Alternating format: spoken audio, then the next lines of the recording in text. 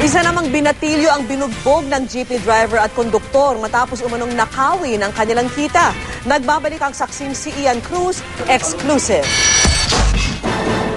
Bukol sa ulo at mga pastat sugat sa likod, ito ang inabot ng isang 15 anyos na binatilyo sa kamay umano ng jeepney driver na si Jose Aurelio at konduktor na si Danilo Panganiban. Tinangay raw kasi ng grupo ng biktima ang kanilang kita sa pamamasada. Nakatakas ang iba niyang kasama at siya lang daw ang tanging inabutan. Kaya siya lang ang dinala nila sa pulis. Yung estilo nung isa, yung kasama, lumapit sa akin. Nagbebenta sila ng pangko. Kunyari lang nagbebenta. Anong ginawa nung isa? Nung isa, umikot doon sa kabila. Kinausap to, nilibang kami. Tapos kinuha? Yung kinuha nung kasama niya. Yung sinasabi kasi nung bata, ginulpi mo siya. Totoo ba yun? Hanggang salita lang po, pwede yung mangyari. Pero wala nakakakita na mangyayari. Bagamat umaming katropa ang mga kumuha ng pera, ginit ng biktima na hindi siya kasama sa pagnanakaw at sumakay lang daw siya sa jeep dahil sa binebenta niyang bangko. Doktor, inano niya na po yung jeep, pinahin po niya na.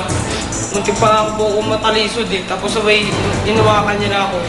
Sinahal niya po ako, sabi niya, kasama ka dun eh. Sabi ko, kuya, hindi ako kasama dun. Nakita mo naman, nandito ako, hindi ako tumakboy. Tapos pagpunta po ng driver, sinuntok na lang po ako kagad. Tapos sabay, ginulbi na po nila ako. Dahil sa nangyari, desidido mga magulang na binatilo na sampahan ng driver at konduktor ng reklamong paglabag sa anti-child abuse law. Hanggat maaari po, wag nating pagbuhatan ng kamay. Hanggat maaari, i-turn over nila dito sa ating police station para po mabigyan ng aksyon. Samantala, formal na rin kinasuhan ng bus driver na si Alan Viado at ang konduktor niya si Norman Bilyasan na nakuhanan ng aming news team habang ginugulpi ang dalawang batang hamog na nambasag umano ng windshield ng pinapasada nilang bus noong Huwebes.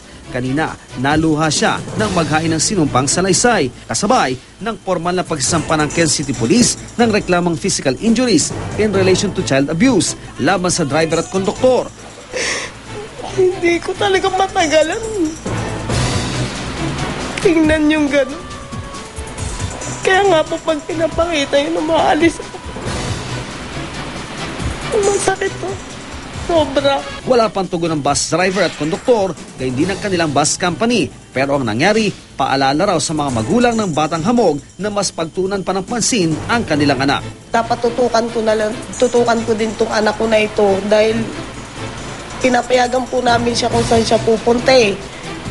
Hindi naman po namin alam kung ano talaga yung nangyari o mangyayari sa buhay niya. Ako si Ian Cruz, ang inyong saksi.